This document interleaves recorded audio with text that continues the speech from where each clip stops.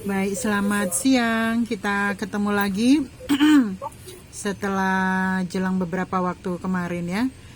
Oke, moga-moga kita semua sehat meskipun dalam kondisi pandemi seperti ini kita tetap menjalani perkuliahan seperti biasanya. Nah, moga-moga kedepannya juga kita boleh duduk bersama kembali pada semester berikutnya sehingga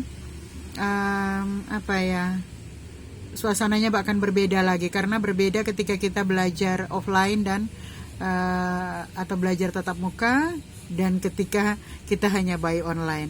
Nah, teman kita Keisha, mahasiswa dari Prodi IBA, akan mempresentasikan materi pada modul 3 tentang bahasa dan jenis surat dinas. Oke Keisha, disilakan. Baik, terima kasih Mem. Selamat siang. Salam Merdeka Literasi. Pada saat ini, saya akan mempresentasikan bab ketiga, yaitu tentang bahasa dan jenis surat. Tapi sebelumnya, apakah teman-teman dan Mem sudah kelihatan? Ya, sudah sayang ini. Baik. Bab 3, bahasa dan jenis surat dinas. Jadi apa itu surat dinas? Surat dinas merupakan surat resmi yang dikeluarkan oleh dalam hal ini oleh suatu instansi yang di dalamnya yang bertanggung jawab adalah seseorang yang memiliki jabatan tertentu. Yang kita lihat saat ini dalam slide yaitu susunan dari surat dinas. Dan seperti yang sudah diurutkan, susunan surat dinas diurutkan dari kop surat, tanggal surat, nomor surat, lampiran, dan seterusnya. Dan jika teman-teman masih bingung, ini merupakan contoh dari surat dinas. Seperti yang sudah dijelaskan sebelumnya, dimulai dari kepala surat dan diisi berurut sampai dengan tembusan. Masuk pada bagian selanjutnya, yaitu pamflet. Pamflet adalah tulisan yang dapat disertai dengan gambar atau tidak, tanpa penyampulan maupun penjilitan. Dan pamflet dalam hal ini sering digunakan, tapi posisi dari pamflet tersebut sering digunakan untuk acara non-formal atau dalam hal ini dalam penyampaian informasi dalam organisasi-organisasi kemahasiswaan maupun organisasi-organisasi masyarakat. Contoh dari pamflet seperti yang sudah tersedia di slide. Pamflet berisi informasi dan juga berisi infografik di dalamnya yang memuat bukan hanya informasi mengenai sesuatu kegiatan, tapi juga informasi mengenai suatu produk atau jasa. Dan yang selanjutnya kita akan masuk dalam brosur. Brosur adalah buku yang diterbitkan secara berkala yang dapat berkisar dari 1 hingga beberapa halaman. Brosur biasanya digunakan khususnya dalam bidang marketing atau pemasaran dari suatu perusahaan yang memuat tentang informasi-informasi baik tentang produk ataupun jasa yang akan hadir dalam jangka waktu yang panjang maupun jangka waktu yang pendek.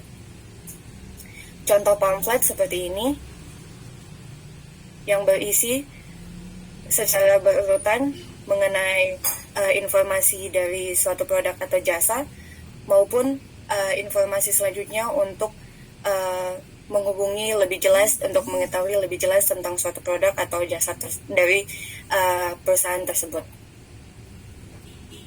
Selanjutnya kita akan masuk dalam kesalahan dalam penulisan surat resmi. Di sini sudah tersedia kesalahan-kesalahan. Yang pertama contoh P titik T besar titik Asrijaya dalam huruf besar. Kesalahan yang pertama terdapat dalam titik yang merupakan yang harusnya singkatan dari huruf kapital itu merupakan P dan langsung T. Seperti yang terlihat di bawah. Selanjutnya, kesalahan penulisan lampiran.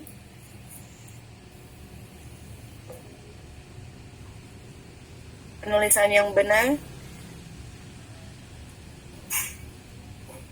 lampiran tidak termuat dalam penulisan lampiran, tetapi langsung masuk kepada perihal. Selanjutnya, kesalahan penulisan tanggal surat. Tanggal 28 Oktober 2000 tidak disingkat 28 OKT 2000, tetapi atau diganti dengan 28 10 2000, tetapi harus dengan lengkap menuliskan 28 Oktober tahun 2000. Selanjutnya, kesalahan penulisan alamat surat, contoh yang sudah terlihat.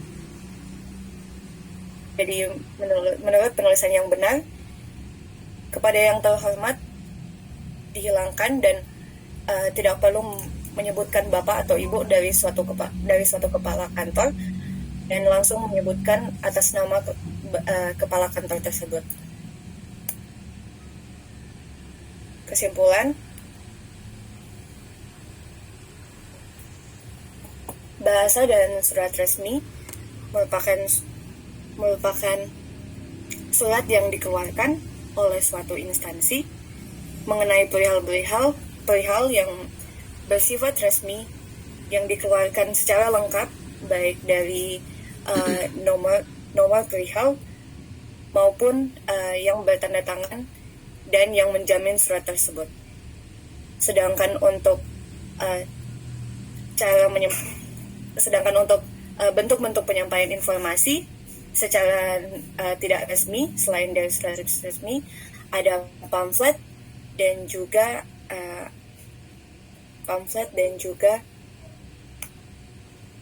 brosur. Sekian, terima kasih. Baik, terima kasih Gesya.